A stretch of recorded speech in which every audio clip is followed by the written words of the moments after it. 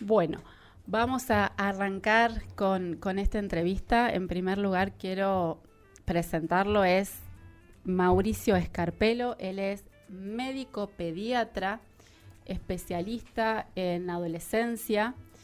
Después nos vas a contar bien en todas las organizaciones que participás, porque me las dijiste y son muchas y ya me las olvidé. Te soy sincera. Son unas cuantas. Así que el tema de hoy que nos vas a compartir es alimentación y adolescencia. Bueno, agradecerte por haber aceptado la invitación y el hecho de que quieras compartir todo tu saber con la población. Bueno, muchas gracias por la invitación, muy agradecido y realmente también agradezco que se le brinde un espacio a la adolescencia, que son temas que a veces quedan a un lado en la población y que es tan importante, ¿no? La niñez y la adolescencia y particularmente pensar en la adolescencia como una etapa de la vida y las cosas que suceden en esos momentos es muy importante, así que agradecido que le den un espacio para abordar este tipo de temas. ¿Querés contarnos un poquitito más de vos, esto de las organizaciones de las cuales sos miembro? Sí. En realidad, bueno, yo sí soy especialista en adolescencia, somos muy pocos los especialistas en adolescencia a nivel país. Este es un título que hace poquito, hace unos años, digamos, la Sociedad Argentina de Pediatría lo reconoció como una subespecialidad pediátrica. Y bueno, para ello se requiere una formación pediátrica previa y después una capacitación específica en adolescencia. Y bueno, esta cuestión que uno empieza como a militar por la adolescencia sería, me ha ido llevando a trabajar en distintos ámbitos, más allá del ámbito formal, del trabajo formal de uno.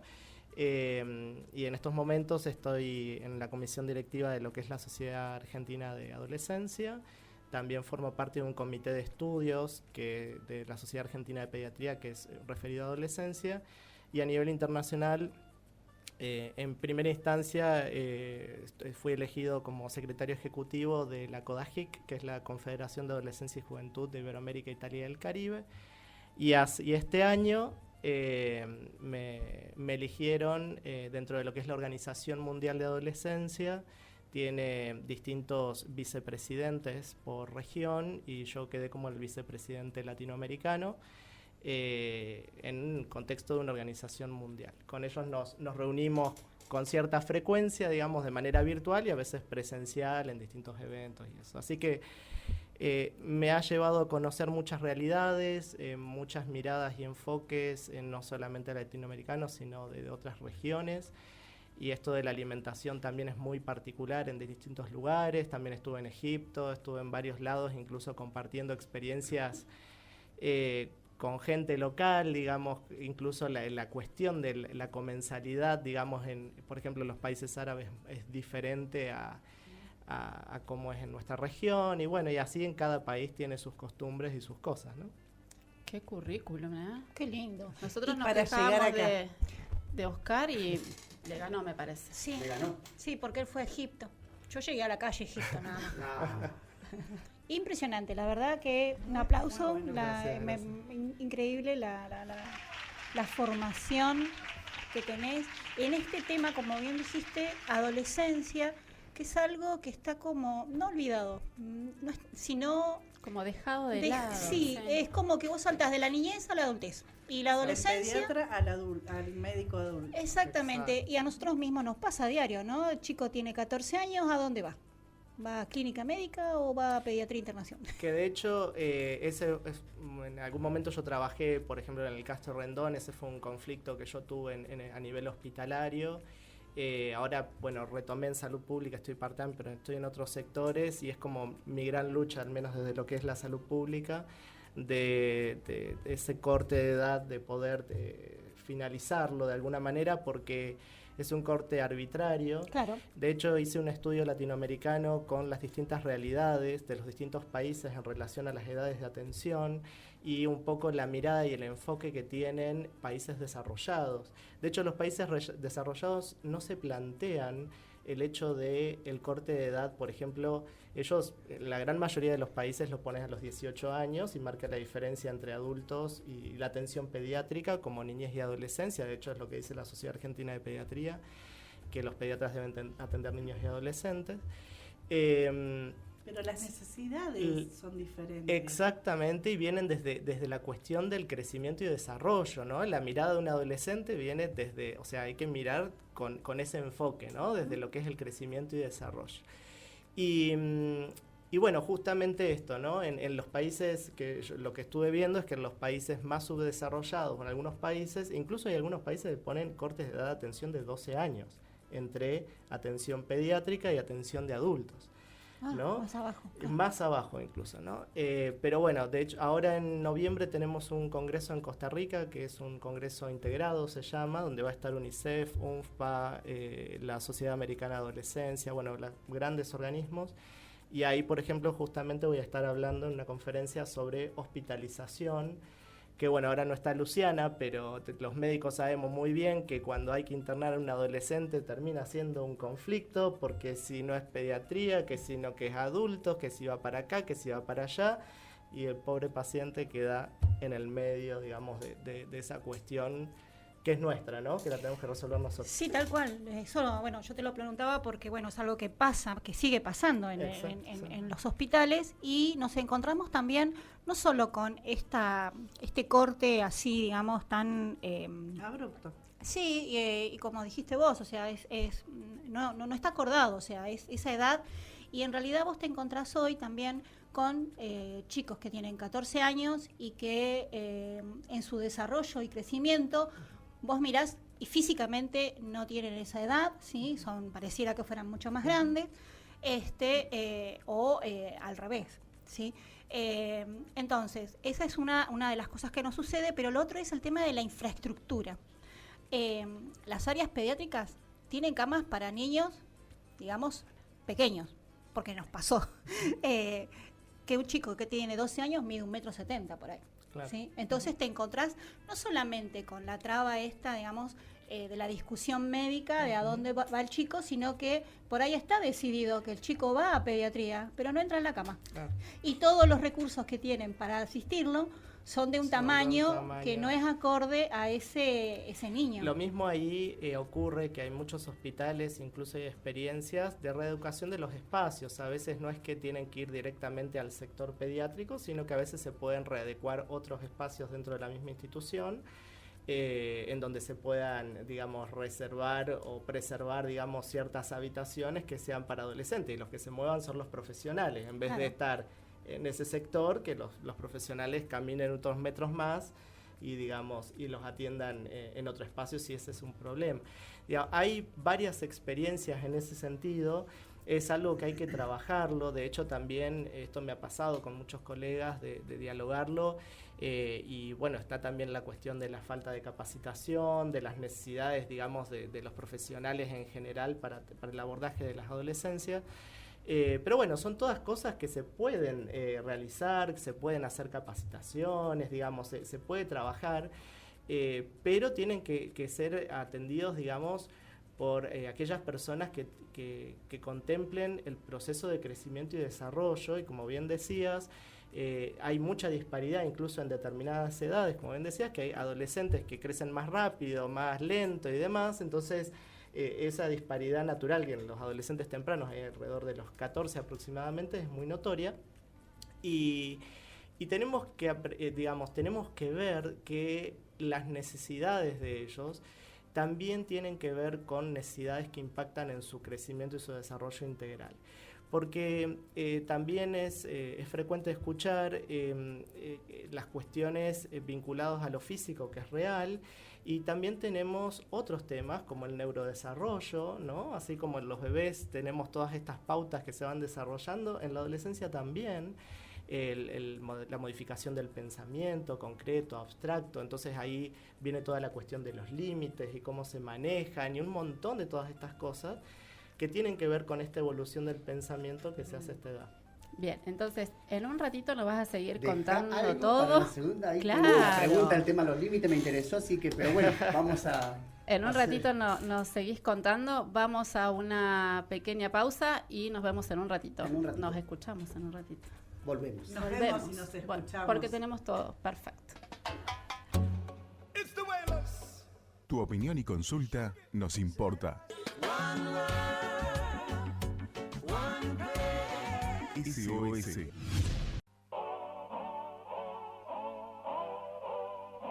SOS.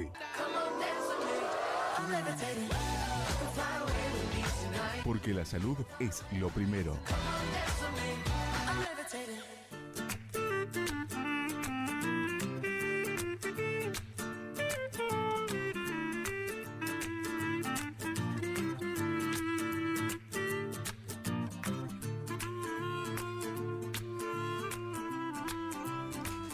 Bueno, acá estamos de regreso.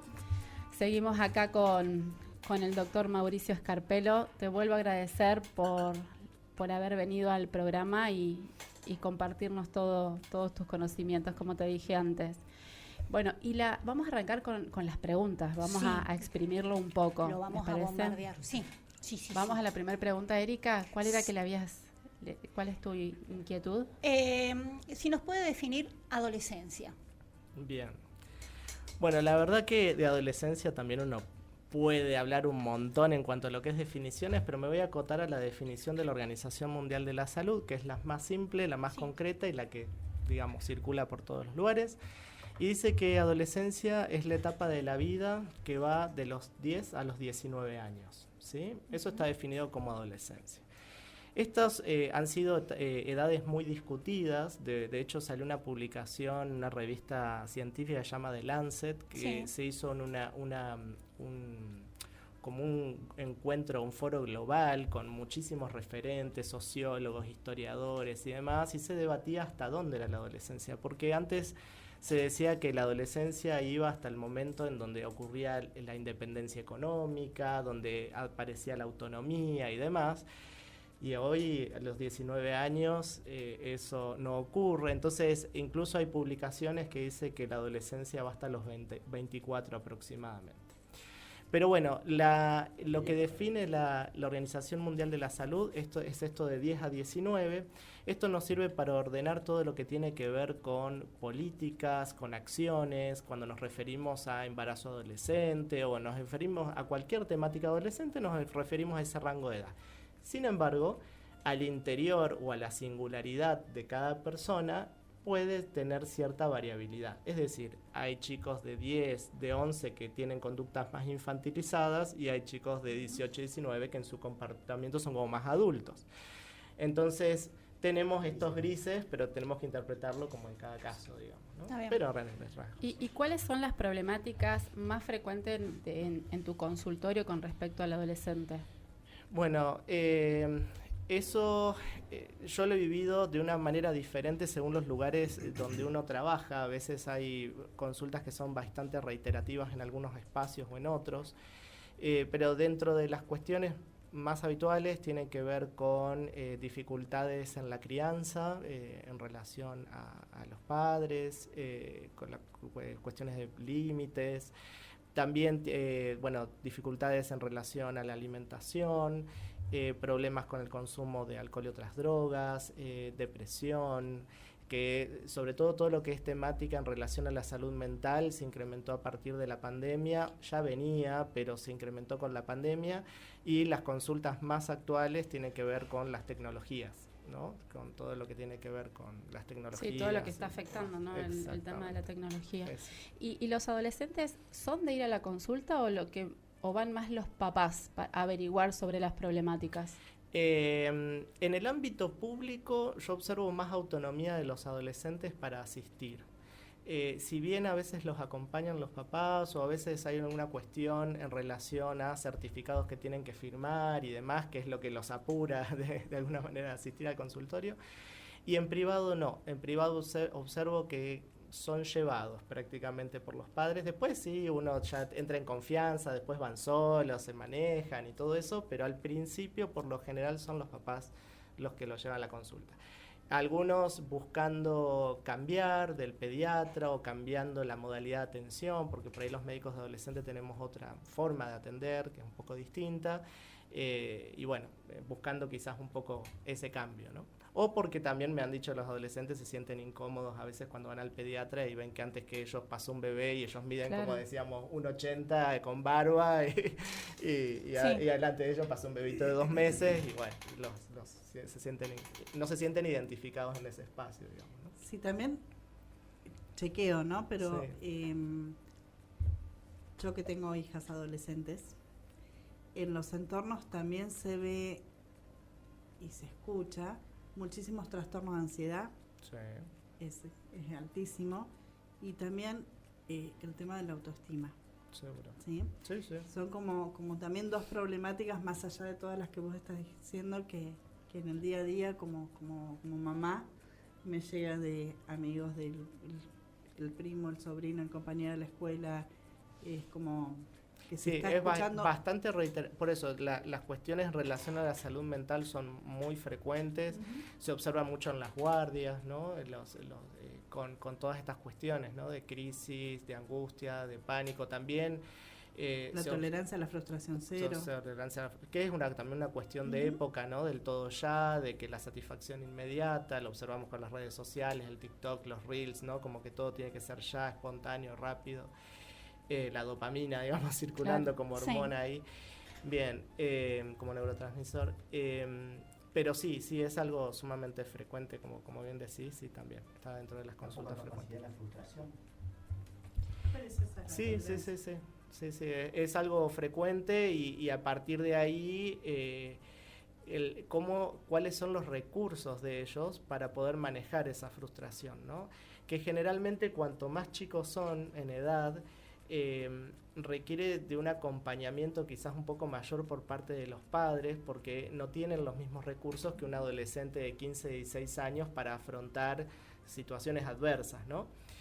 Acá aparece el tema del hostigamiento escolar, del bullying, ¿no? De todo esto de cuando se sienten amenazados y cuáles son los recursos para poder enfrentar eso. Y no es que la solución sea cambiarlos de colegio, sino que uno tiene que plantearse qué habilidades tienen para, digamos, afrontar situaciones que les van a ocurrir en la vida. Hoy es en la escuela, mañana es en lo laboral, cambia pasado, el escenario, pero la situación es la misma. Exactamente, ¿no?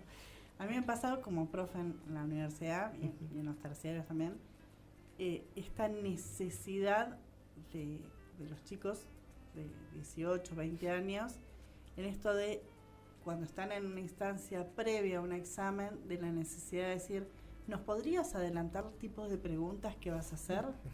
A mí jamás se me ocurrió en la facultad de preguntarle a un docente, yo tampoco. Che, ¿qué tipo de preguntas nos vas a hacer? ¿O podrías hacernos un listado de preguntas que posibles tomen? Claro, ¿qué tema orientado va a ser? ¿O qué unidades? Sí. Son como la necesidad de tener el preaviso o la situación controlada o dentro de su situación. Claro, tiene que ver con el miedo a fracasar, ¿no? Sí, al fracaso, como cuestiones nuevas, son desafíos. También para ellos es una etapa nueva, ¿no? Entonces, por un lado les genera curiosidad, pero por el otro lado también es importante ver en este sentido qué recursos ellos utilizan ante las distintas situaciones, ¿no? Porque ahí desde el punto de vista, yo también estoy docente en medicina y tengo primer año, así que vivo esto, las mismas preguntas que mencionas. Y a veces manejar ciertas como alternativas, como para que ellos vean que se pueden preparar de distintas maneras, que la educación es diferente quizás a la forma en la que del nivel secundario, que tienen que desarrollar otras habilidades y recursos, que algunos adolescentes tardíos le llamamos, ¿no? Ya los de esta franja de edad que tienen, síndrome de Peter Pan. Sí, que tienen como 18, 19 años, que a algunos les toma quizás un poquito más este periodo de adaptación. Pero es un crecimiento personal y eso es algo muy personal que cada uno va a ir dando. Pero sí, son cuestiones de época, lo que le llamamos, ¿no? Sí, ya que dijiste lo de época, hay todavía, si bien esta nueva generación dice sin estereotipos y demás, esto sigue muy marcado, ¿no? El tema de los estereotipos, el tema de esos mandatos que como aún... de la imagen. Claro, exactamente. Y ahí es donde entra, digamos, el tema por el cual estamos hoy aquí reunidos en Congreso General Constituyente, ¿no? El tema de la alimentación, ¿sí? Sí. Porque, quieras o no, hay como un modismo, ¿sí? Un modismo, no sé si se dice así, porque me pasó con mis hijos, el tema de el veganismo, el vegetarianismo, o lo otro, ¿no? La mala alimentación, de por sí, ¿no? Hay estadísticas que dicen que en esa franja de edad hay mucho sedentarismo, entonces hay sobrepeso y obesidad en algunos casos. Entonces pasamos de no alimentarse, elegir un tipo de alimentación o alimentarse mal. Sí, sin duda el tema de la alimentación en adolescentes es un temón, es sumamente grande. Pero haciendo como un poco un recorrido, por ejemplo, tenemos una consulta que es bastante frecuente en los que serían los adolescentes tempranos, que son los más chicos en edad, y esto se comparte mucho con la infancia. Dificultades con la ingesta de algunos alimentos, puntualmente las verduras, ¿no? O sea, estos chicos que comen todo blanco, ¿no? O que no comen nada verde. Claro.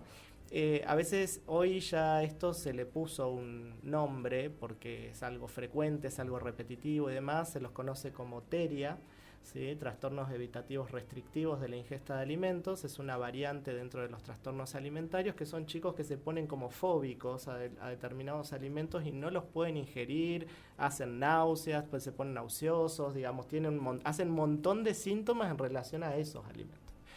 Después tenemos vertientes de estas de época, digamos, que cada vez se van incrementando más, que tienen que ver con una cuestión más medioambiental y de cuidado de los animales. Esto es algo que va más allá de concretamente lo que es la alimentación, pero es algo muy de la adolescencia actual. De hecho, siempre en la adolescencia y la juventud siempre se habló de la ecología, de la protección del medio ambiente y todo esto, pero las vertientes actuales de los adolescentes, cada vez esto está mucho más fuerte, y a partir de ahí está la cuestión del vegetarianismo y veganismo, que digamos, muchos adolescentes optan por este tipo de alimentación. Siempre y cuando, ¿no? Hay que hacer ahí una mirada con mucho cuidado, que no sea para tapar un trastorno alimentario, porque ahí sí estamos hablando ya de otra cosa. Es decir, a ver, no quiero comer determinados alimentos, no por cuestiones filosóficas, personales, decisiones, sino porque en realidad tengo un conflicto con mi cuerpo, tengo un conflicto conmigo mismo, hay algo que no me gusta, entonces, bueno, va por otro lado en ese caso. Después tenemos lo más habitual, que es el desorden de hábitos, que esto ocurre tanto en la infancia, en la adolescencia, como en la vida adulta, en cuestiones de la alimentación. Pero también hay otra cosa, otro concepto importante en la adolescencia en cuanto a hábitos, y que es prácticamente el último momento de la vida en donde se pueden afianzar los buenos hábitos. Porque incluso si nos ponemos a pensar, muchos de los buenos hábitos que teníamos en nuestra infancia o adolescencia probablemente los seguimos conservando en la vida adulta. Y es por eso que a medida que uno va creciendo, se empieza a poner cada vez más difícil afianzar hábitos, corregir conductas y todo esto. Pero en la adolescencia, sobre todo temprana, intermedia, donde podemos ahí focalizar bastante de estas cuestiones, es clave, fundamental. Así que bueno, eso sería como un marco medio general en cuanto a lo que es. Y con respecto a bulimia, anorexia, ¿qué frecuencia tenés en el consultorio? Bueno, yo lo mío es bastante sesgado porque por la población que atiendo, entonces tengo, no te podría decir una prevalencia exacta, pero podría llegar a decir que un 15% de mi consulta, lo cual es bastante, tiene que ver con trastornos de la conducta alimentaria. En contexto de pandemia esto se incrementó notoriamente. De hecho, yo llegué a contar en un año, interné 16 pacientes en uno de los años de la pandemia, lo cual es mucho. Yo internaba habitualmente 3 pacientes por año más o menos, y en pandemia interné 16. Las cuestiones que llevan a los trastornos alimentarios son múltiples realmente, no hay una sola causa. Y generalmente lo que ocurre es que a veces esta dificultad de expresar sus emociones y sentimientos lo terminan expresando con el cerrar la boca, dejar de comer o no saber qué decir, o esta disconformidad con el cuerpo también es bastante frecuente de ver en la adolescencia. La incomodidad que tiene que ver con el crecimiento, ¿no? Que a veces vemos en algunas adolescentes y también varones, ¿no? Esto de taparse, de no mostrarse porque les da vergüenza su cuerpo, y esta cuestión identitaria que tiene que ver con ir creciendo, ir aprendiendo a que el cuerpo va cambiando, se va modificando, bien. Y entonces ahí es donde a veces empiezan estas cuestiones de los trastornos alimentarios. Y la mirada del otro también. La mirada del otro y las cuestiones de imagen que vemos en todas las redes sociales. Bien. En cambio, por ejemplo, bueno, y eso por un lado, y en lo que es puntualmente, por ejemplo, en anorexia, vemos mucho ellas buscan esto del descenso de peso, ¿no? Que van descendiendo, pero o sea, no es que tienen un objetivo claro, sino que es descender por descender, pero porque la disconformidad va por otro lado. En cambio, por ejemplo, en el varón se ve la cuestión de la masa muscular, ¿no? Entonces, y el exceso de la actividad física. Tal vez no catalogado como una vigorexia estrictamente, ¿no? Porque para la vigorexia por ahí ese trastorno dismórfico corporal tiene como algunos criterios muy particulares, pero en el varón también se ve, está como, o sea, no se habla mucho, pero se ve esta cuestión de bajar la grasa corporal, mejorar la masa muscular, y muy insistentemente, de hecho, estas alimentaciones sumamente estrictas, buscar la suplementación deportiva, y todo lo que está asociado a esto también. A eso sumarle, perdón, Eugenio, a eso sumarle todos los mandatos sociales de que el hombre no tiene que decir lo que le pasa, ¿sí? Que por suerte hoy está mutando, se está transformando. Sí, eso está cambiando mucho, sí. Está cambiándose mucho, pero en muchas familias sigue estando muy arraigado. Y a eso sumarle también las autopercepciones, que en la adolescencia se está viendo un montón, y que por suerte también esto de ser coherentes con cómo me estoy sintiendo y cómo me autopercibo, es otra temática importantísima en las adolescencias. Yo siempre les digo, tenemos que tratar de buscar la mejor versión de vos. Exacto. ¿No? Cada cual tiene que optimizar su versión, uno es como es. Me acuerdo en un foro que habíamos hecho con adolescentes en Colombia, había una psiquiatra, me acuerdo que era de Suiza, éramos varios profesionales tratando de ver cómo era un poco la realidad de las adolescentes en relación a las cuestiones de imagen y todo eso. Y nosotros observábamos que había una cuestión con el tema de las caderas, ¿no? Pero claro, en Centroamérica, por una cuestión étnica, ¿no? Tienen como las curvas femeninas pronunciadas de una manera quizás diferente a las de otras regiones, como hay adolescentes, qué sé yo, de distintos países, tienen como distintas estructuras óseas, digamos, como distintas formas. Y también veíamos esto, y ahí volvíamos, ¿no? La mejor versión de cada uno, digamos. Uno no puede cambiar su cuerpo, ¿no? Pero uno puede optimizar un montón de otras cosas, la forma de alimentarse, hacer actividad física y demás, y tratar de estar saludablemente. Y hay otro detalle en relación, por ejemplo, a lo que ocurre tanto en varones como en mujeres, con el tema del descenso del peso, la optimización de la imagen, si quieren, y tiene que ver con la grasa corporal. Porque si nos vamos al punto de vista biológico, hay un porcentaje de grasa que hay que tener, y digamos que es necesario, y sobre todo en adolescentes, para producir las hormonas. Claro. ¿No? Para justamente en las chicas tener el ciclo menstrual, o en los varones también poder lograr finalizar la pubertad, se requiere un porcentaje de grasa mínimo para... Cuando ese porcentaje no está, ¿no? Entonces ahí es donde podemos ver detención de la pubertad, ¿no? Donde se empieza a frenar, las chicas por ahí dejan de menstruar, empiezan como a suceder como otras cosas. Yo quería hacerte una consulta. ¿Qué cosas tendría que prestar atención un papá, o qué cosas les tendría que llamar la atención con respecto a la alimentación en sus hijos, y que lo motive a una consulta o a indagar un poquitito más sobre el tema?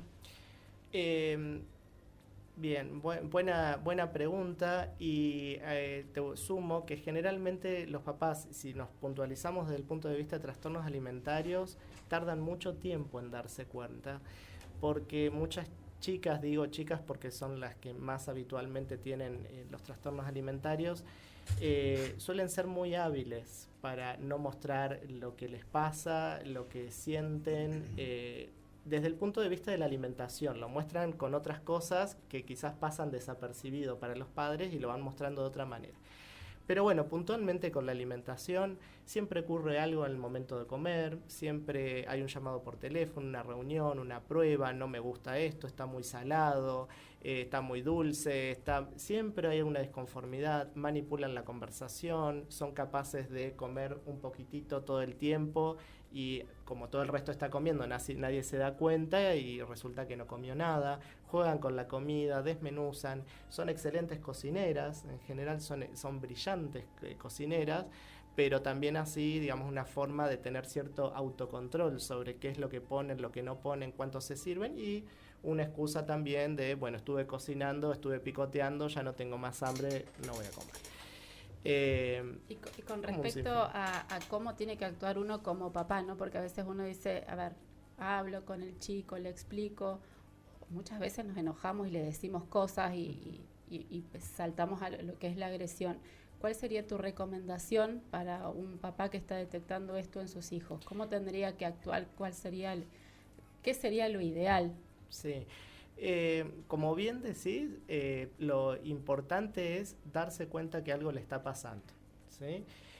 Porque puede ser que el emergente sea la alimentación, pero quizás tenga una depresión, quizás le está pasando, claro, quizás le está pasando otra cuestión, quizás tuvo una situación de abuso, quizás infinidad de cosas que tal vez convergen en la alimentación, pero no es estrictamente algo puntual o quizás de imagen o algo así. De identidad sexual también. O de identidad sexual. Pues, realmente, o sea... Es amplio. Es muy amplio. Yo acá lo que sí digo es, todos los padres, las madres conocen a sus hijos. Conocen y tienen ese olfato particular de acá algo no anda bien, acá algo está pasando. Pero para eso también hay que hacerse cargo de que hay algo que no pudiste ver.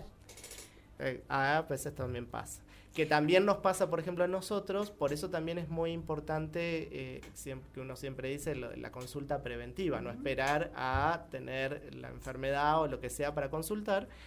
Y en la adolescencia lo que se estila mucho es a tener un momento a solas en el consultorio donde justamente vamos intentando pesquisar situaciones de posibles riesgos, que bueno, todos fuimos adolescentes y adelante de los padres hay ciertas cosas que no se hablan, ¿no? Pero en el espacio de confidencialidad sí. En el espacio. ¿Y qué impacto han tenido las redes sociales con estos trastornos alimentarios? Altísimo, realmente muy, muy alto. Porque bueno, se observan estos cuerpos, digamos, perfectos, o cuerpos también que son de edades diferentes, a veces pierden esta noción de que son cuerpos de una persona adulta, que ellos no pueden verse como, ven que tienen 12 años, 13 años, pero están mirando modelos de personas. Me pasa con varones, con nenes, me ha pasado con chicos, por ejemplo, de 12 años que te plantean que quieren estar marcados y tienen 12 años y uno le pregunta qué es lo que estás mirando y te muestran fotos, imágenes y son de personas de más de 20, 25 años. Entonces es todo este impacto, esta invasión y es ahí donde las cuestiones de las redes sociales tiene que tener mucho acompañamiento por parte de los padres y hay muchos padres que me dicen, bueno, pero yo de las redes sociales no sé nada. Pero si tenés hijos adolescentes, algo tenés que conocer. Te tenés que sentar con ellos y tendrás que aprender, porque es parte de la vida hoy. Sí, yo he tenido en varias oportunidades adolescentes con trastornos alimenticios y que tienen como referentes personas que... son una persona que se pone a hablar y explica sobre alimentación y vos no comas esto, no comas lo otro y ellos lo siguen y hacen todo lo que hace esa persona y no tiene ni idea, no tiene conocimientos de nutrición. Entonces me parece eso también ahí tenemos que estar como más atentos a controlar lo que siguen nuestros hijos. Y ahí es importante, enlazado con esto del a quién incluso pedir ayuda o dónde pedir ayuda, siempre es con el profesional que tengan de confianza en cualquier miembro del equipo de salud para tener una primera punta y a partir de ahí seguramente se van a ir estableciendo las conexiones. Pero sí hay que tener hay que saber que el abordaje es interdisciplinario, que la mirada tiene que ser integral, que esto, porque a veces es frecuente asociar solamente con una cuestión alimentaria, pero bueno, como venimos conversando, ¿no? También lo de la salud mental, u otros emergentes que confluyen en esto, pero que viene por otro lado. Y quizás el abordaje tiene que ver con una depresión profunda, severa, una situación de abuso o algo que, bueno, se expresó de esta manera. Y si no sabes, como papás, ¿no? Si no tenemos el manejo de las redes sociales al mismo nivel que lo tienen ellos, que la vorágine te llevan siempre una delantera importante, es una gran oportunidad para generar nuevas conversaciones, para generar una revinculación, para generar un espacio de, bueno, contame cómo lo haces, Exacto, o sea, donde la comunicación sea del adolescente hacia los padres y no siempre al revés. Pero para eso también es importante trabajar la escucha activa, sin juicios, sin hacer gestos que sean enjuiciadores también, porque lejos de acercar al adolescente, el adolescente se va a ir alejando cada vez más. Entonces, sí, aparte es como una etapa en la que están como muy sensibles a lo que decís, a lo que haces. Bueno, yo tengo también hijos adolescentes prácticamente, y hay algo que a mí me llama mucho la atención, que yo no recuerdo haberlo vivenciado cuando fui adolescente, que fue hace un par de días, que tiene que ver con esto de duermen mucho, ¿sí? Y después el tema del encierro, ¿sí? Que a mí eso me lleva a esto que vos comentabas, ¿no? El tema de la salud mental en el adolescente, que me parece que también es un tema. Eso lo va a contestar el doctor en un ratito sobre esto del encierro, el dormir mucho. ¿Les parece? ¿Vamos a una pausa? Y continuamos con el doctor Mauricio Scarpello. Él es médico pediatra, especialista en adolescencia. Estamos hablando sobre adolescencia y alimentación, pero nos había quedado una pregunta antes de la pausa que habías hecho vos, Erika. ¿Los querías repetir? Sí, mientras Mauricio hablaba del tema de esto, ¿no? De cómo los papás podemos darnos cuenta, ¿no? Que el adolescente está teniendo algún tipo de cambio en su alimentación. Yo me planteaba esto, ¿no? Cuán difícil es, porque como están precisamente en una etapa de crecimiento, ellos tienen otros cambios, ¿no? En sus actitudes. Por ejemplo, duermen más, mayormente están en su habitación, y cuando vos entrás en sus espacios y demás, es como que no les gusta que los invadas. Entonces, ¿cómo eso? ¿Está bien que duerman tanto, que permanezcan mucho tiempo encerrados en su cuarto? Bien, sí, en relación a lo que es el sueño, por ejemplo, hay mucha variación en el sueño, en la adolescencia, digamos, en todo el proceso de crecimiento y desarrollo, y si ustedes pueden recordar, generalmente en los bebés, ¿no? Duermen muchas horas.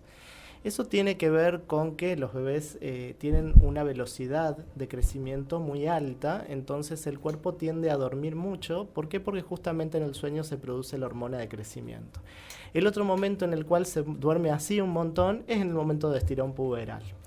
Por eso es que cuando los chicos se están estirando, están creciendo un montón, es un momento en el cual el sueño se hace muy pesado, están horas durmiendo y quieren dormir justamente un montón, que también es que el mismo cuerpo se los pide porque es el momento donde están creciendo. Ahora, si uno dice, bueno, pero ¿cuántas horas? Porque, 12, 15, 24 horas no puede... Claro. Tantas horas. ¿Dónde está el límite? ¿Dónde está el límite? Entonces, lo ideal son 9 horas. 9 horas ya está visto que serían las horas suficientes como para que la cantidad de horas de sueño en la adolescencia estén bien, y si eventualmente quisieran dormir siesta, hasta 1 hora estaría bien. Otra cosa que ocurre en relación al sueño es que alrededor de los 12 años, 13, que es cuando inicia toda esta aceleración del crecimiento, se produce un fenómeno que se llama retraso de fase de sueño. Entonces les empieza a dar sueño más tarde de lo habitual. Entonces, si antes iban a dormir a las 10, 11, de repente les empieza a dar ganas de dormir 2 de la mañana. Claro. Esto es algo que se puede modificar, es un hábito y hay como que ubicarlo. Lo que pasa es que acá aparecen las pantallas, el celular al lado de la cama, ¿no? Y todas estas cosas que no favorecen. Y cuando ya el sueño se desorganiza, se empieza a desorganizar todo lo que sigue, ¿no? Los horarios, por ejemplo, para desayunar, para despertarse y todo lo que hace a la organización del día a día. Por eso el orden del hábito del sueño es clave para organizar también lo que va a transcurrir durante el día. Y esto también en la adolescencia se desajusta los fines de semana, porque durante la semana llevan el horario de sueño, por ejemplo, dentro del ámbito escolar, por las cuestiones de horarios escolares, y los fines de semana lo desacomodan con alguna salida. Esto lo que provoca es que al no ordenar el hábito, les empieza a provocar estrés, ¿no? Porque no pueden acomodar bien el sueño, no les alcanza la semana y cuando más o menos lo acomodan, lo vuelven a desacomodar. Y esto provoca un fenómeno de estrés en ellos, ¿no? De cansancio, de agotamiento, que se empieza a traducir en muchas cosas, en el rendimiento escolar, en las ganas de dejar algún deporte porque no tienen ganas, en el quedarse en las casas, y en relación a lo otro, a esto de aislarse o de quedarse, acá hay que diferenciar como algunos conceptos generales. Por ejemplo, una cosa es la introspección, otra cosa es la soledad, ¿no? Porque uno, y esto nos pasa a todos, uno puede tener momentos en los que uno quiere estar solo, sola, conectado con uno mismo, escuchando música, y son necesarios, ¿no? Y que son momentos como de introspección, momentos personales, y eso no significa que nos sentamos mal nosotros mismos. Y distinto es el concepto de la soledad, que como bien dice la palabra, es sentirse solo en muchos aspectos, ¿no? Entonces acá se derriba un poco el mito de que el adolescente o la adolescente tiene que tener muchos amigos. Se derriba un poco ese mito, sino que las amistades pueden ser pocas, pueden ser un solo amigo, una sola amiga, pero lo suficiente como para tener confianza. Y ahora le sumamos la cuestión de la virtualidad y los amigos virtuales y bueno, y también todos los peligros relacionados a eso, ¿no? Sí, claro, sí, qué tema, ¿no? Ay, todo lo que me espera, chicos. Vos estás arrancando, yo me queda, la más chica tiene 19, así que... Claro, la mía está entrando recién 12, va a cumplir 13, ya tiene esos... Nosotras que tenemos experiencia te venimos haciendo el aguante. Sí. Gracias. Sí, Igualmente, más allá de todo esto que hablamos, el mensaje que me gustaría dejar es que, y todos sabemos, es una edad excelente, es una edad brillante, donde se desarrollan capacidades, donde uno puede empezar a elaborar el plan de vida, donde se puede crear, se puede imaginar, tiene tantas cosas positivas, ¿no? Que por ejemplo, cuando uno va a hablar de alimentación, volviendo al tema que nos convocaba, uno puede brindar dos mensajes, ¿no? Puede posicionarse desde la salud o se puede posicionar desde la enfermedad. Por ejemplo, si yo me posiciono desde la enfermedad y veo que un adolescente no se alimenta adecuadamente, tendría que decir, bueno, si no te alimentas adecuadamente, vas a tener problemas cardiovasculares en el corazón, de hipertensión. O podría decirle lo bueno que es alimentarse bien. Si vos te alimentás bien, vas a estar mejor, no se te va a caer el pelo, vas a rendir un montón en el deporte, tu piel, tu nutrición. Desde una mirada mucho más apreciativa y no tanto decisiva. Exactamente. Entonces, y acá esto también está muy bueno en cuanto a la comunicación de los padres con los hijos, porque también uno se encuentra con padres que quizás lo hacen inconscientemente, ¿no? Pero no, vos no podés, no tal cosa, y como que los tapan en vez de empujarlos a que crezcan y que se equivoquen eventualmente, pero bueno, que esté ahí el padre o la madre para acompañar esa equivocación y que eso significa un aprendizaje. Como siempre se dice, los extremos nunca son buenos, ¿no? Claro. Una cosa y también uno como papá, perdón, estaba pensando en esto antes que se me vaya la... Es un espacio de catarsis nuestro, ¿viste? Lo acaparamos todo, sí. Con catarsis. Sí, es que la adolescencia ha sido tremenda. Bueno, eso te iba a hacer dos preguntas en realidad. Una, en esto de... en algún momento yo escuché de algún profesor que tuve que hablaba o se refería a la adolescencia como un momento de adolecer, ¿no? De padecer determinada situación y que bueno, que en ese sentido era el acompañamiento, ¿no?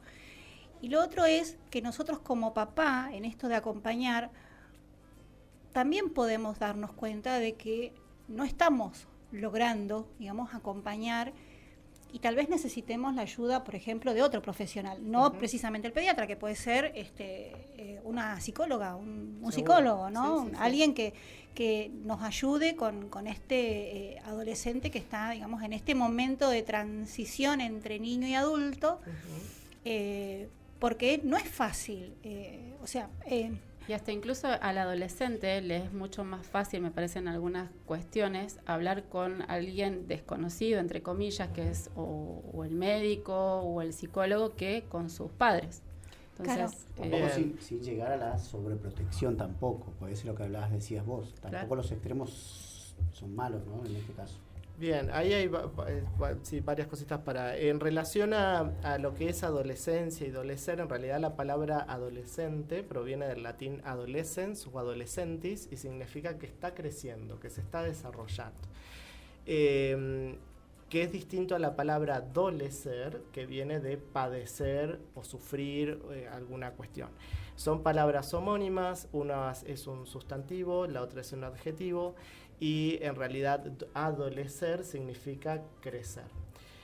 Por eso es que acá vienen estos cambios, ¿no?, de paradigmas, en donde uno tiene que pensar la adolescencia como un momento de oportunidades, en vez de la adolescencia como una etapa de crisis. claro. Según justamente cómo uno se posicione, también es un poco la mirada y el enfoque que va a tener en un montón de cosas en relación a la adolescencia.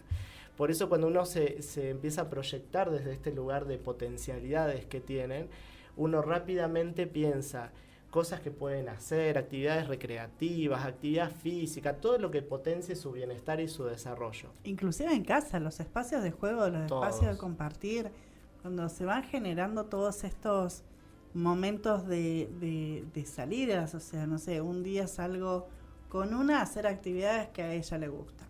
Y después salgo otro día con otra a hacer actividades que a ella le gusta. Y en ese hacer actividades que a uno le gusta nos permite hablar, nos permite conversar, que me cuenten sus miedos, sus proyectos.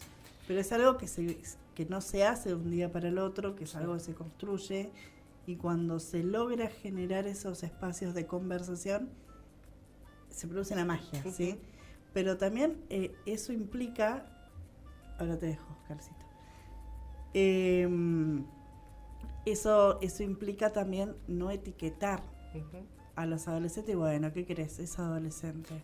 Sí. Eso también rotula a los chicos y los chicos... La etiqueta es muy importante. Yo he visto situaciones que a veces, no sé, lo han encontrado con un mensaje, siquiera de que, por ejemplo, de que alguien le escribió que si quería consumir drogas o algo de eso, y de repente termina en un servicio especializado de adicciones, simplemente con algo que incluso se podría haber resuelto en la casa, habiendo hablado y demás, y ver si tenía que ir realmente a un servicio especializado de adicciones o podía concurrir a otro espacio. Y esto va en relación a lo que mencionabas, de los distintos espacios o profesionales que pueden atender. Y acá te sumo otras miradas. Por ejemplo, a veces hay que empezar a leer de quién es la demanda. A veces la demanda es de los padres, de que quieren que sus hijos vayan al psicólogo. Hay veces que en toda esa demanda uno se empieza a dar cuenta que en realidad es el padre o la madre que necesita orientación porque no sabe qué hacer con ese hijo. Hay veces que son los chicos o los adolescentes que tienen esa demanda por psicología, y hay veces que hay que construir la demanda. Porque a veces algunos adolescentes no sienten la necesidad de ir al psicólogo, porque no lo ven como un problema. Entonces, por ejemplo, nosotros quienes hacemos adolescencia, vamos como construyendo esa demanda, vamos como conversando, vamos como hablando, hasta que en algún punto se empiezan a dar cuenta de que sí, que ese tipo de cosas las tienen que hablar en otro espacio o con un profesional que se dedique exclusivamente a eso. Así que por eso acá en la adolescencia empieza a cobrar mucha importancia la orientación a padres, y cuando a veces no se sabe cómo orientar, digamos, la crianza adolescente, se puede recurrir desde el punto de vista de la orientación a padres.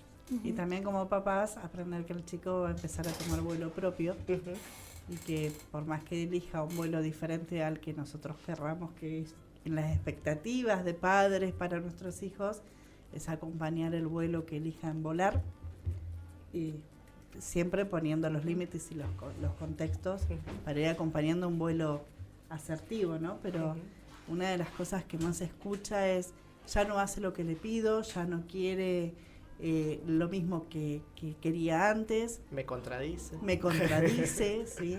Y eso parte también del aprender que van a empezar a tener un vuelo. Y ahí me acordaba, ya te dejo. Sí. Mi papá decía siempre, y es una frase que nos quedó a nosotros, que cada uno de nosotros en un momento va, en nuestra parte de la infancia, vamos carreteando en esta pista hasta que empezamos a tomar vuelo, que en el camino vamos a ir eligiendo la altura, con quién volar, cómo volar y hacia dónde volar, pero como papá su responsabilidad era estar siempre abajo por si nuestro vuelo llegaba a caer, que no lleguemos al suelo. Y eso es una metáfora que utilizaba siempre mi viejo, que yo la replico, obviamente, con mis hijas, y que me parece muy simbólica para explicar dejar de carretear para empezar a volar, ¿no? Y que se te llena de preguntas. Sí. En esto de decir, ¿lo estoy haciendo bien? ¿No lo estoy haciendo bien? Aprendamos también a capitalizar todos positivamente el error, algo que generalmente se sanciona. Aprendámoslo a generar ese aspecto positivo, de decir, está bueno equivocarse. Nos parte del crecimiento. Es parte del crecimiento. Nos permite decir, bueno, aprendimos esto, lo rehacemos, pero también implica reconocer las vulnerabilidades que como adolescente o como padre también cuesta un montón. Y hablando de orientación para padres, quiero contarles a todos los que nos están escuchando que el doctor Mauricio Scarpello tiene un libro que está titulado Padres de Adolescentes sin GPS, que obviamente ya me lo regaló, me lo autografió y todo, pero bueno, quiero que nos cuentes un poquitito cómo fue que surgió este libro y qué pueden encontrar aquellas personas que lo vayan a leer. Sí, eso muchas gracias. Sí, es un libro que lo escribí en pandemia debido a la cantidad de consultas que tenía en relación a distintos temas de adolescencia, pero el 90% de las consultas tenía que ver con orientación a padres, sobre qué hacer, me pasa esto, bueno, y todas las cosas que sucedían en esos contextos como de encierro. Y realmente yo también veía la necesidad, porque aparte eran cosas que repetía en cada consulta virtual que hacía en ese momento, las repetía muchas veces. Dije, yo esto lo tengo que escribir porque es algo que se repite todo el tiempo. Entonces, bueno, ahí surgió el libro que un poco viene a dar respuesta a todas estas demandas en relación a la sexualidad, en relación a la alimentación, la actividad física, las habilidades para la vida, los hobbies, los pasatiempos, todas las cosas que de alguna manera hablan de la adolescencia.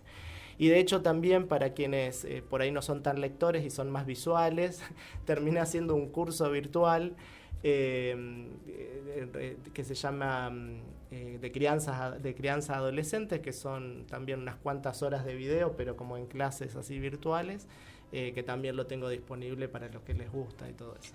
¿Dónde conseguimos el libro? El libro lo pueden conseguir en la calle La Pampa 634, es un instituto de música, claro, es un instituto de música de mi papá, donde ahí está, ahí lo pueden comprar físicamente, para bueno, quienes usan internet o les gusta, lo pueden comprar por Amazon, pero físico lo pueden comprar en ese lugar, sino donde atiendo yo en privado también, en lo que sería traumatología del Comahue, en el 5º piso, que es una unidad pediátrica. Ahí también las secretarias lo tienen por si quisieran. Si no, contactarse con vos en las redes sociales. sociales. Si no, conmigo, con las redes sociales, no hay ningún tipo de inconveniente. En Instagram estoy como dr.Mauricio Scarpello.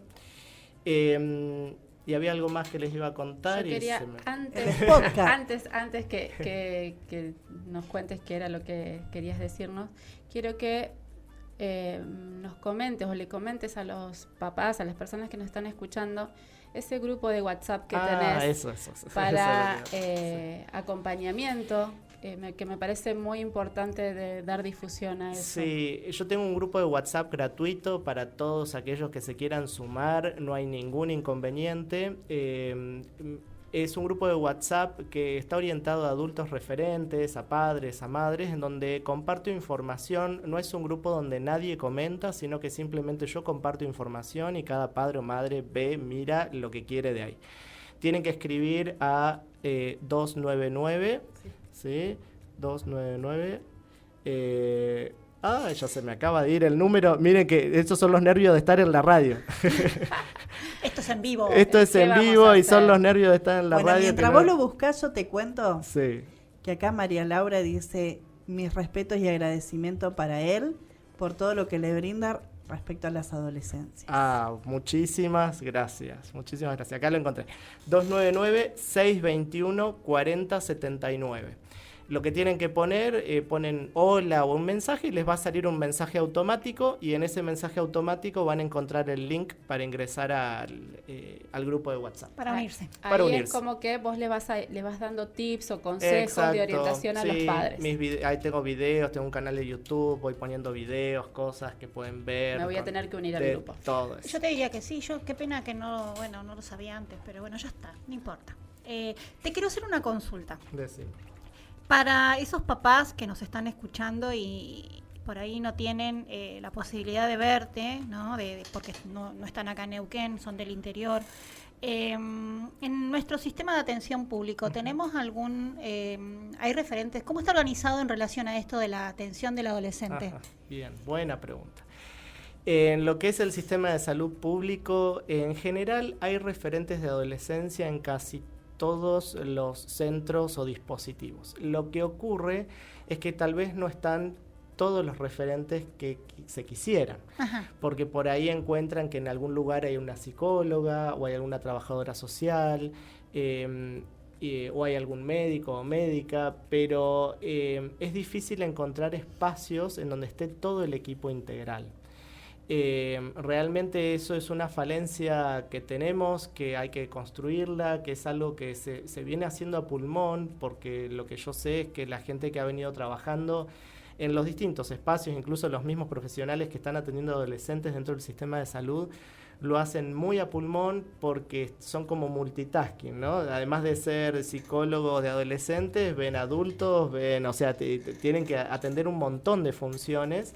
Entonces eso como que complejiza, y hoy lamentablemente todavía dentro del sistema de salud no disponemos de un servicio, una unidad de referencia a donde incluso estos mismos profesionales, digamos, puedan dirigir la atención a centros más especializados cuando así se requiera, ¿no? Claro. Ya sea como ordenar los distintos niveles de atención de adolescencia en el sistema de salud. Eso es algo que tenemos que trabajar. Es algo pendiente. Ajá, una materia pendiente. Una tarea pendiente. Bueno.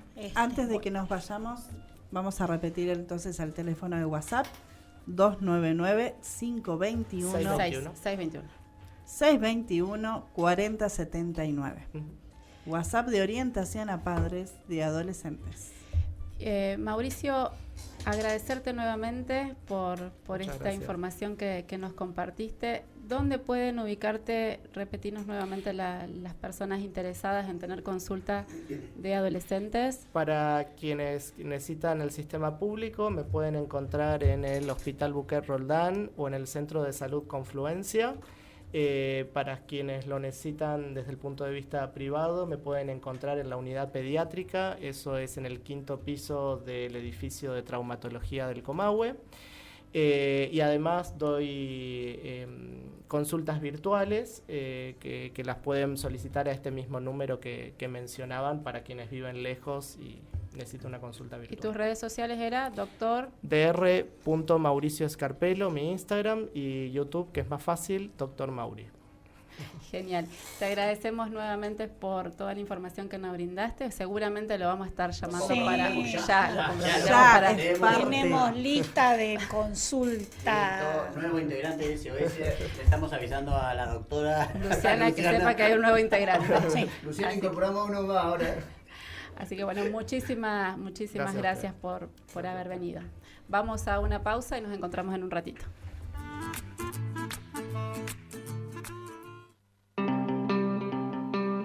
SOS. Consultas, dudas, recomendaciones.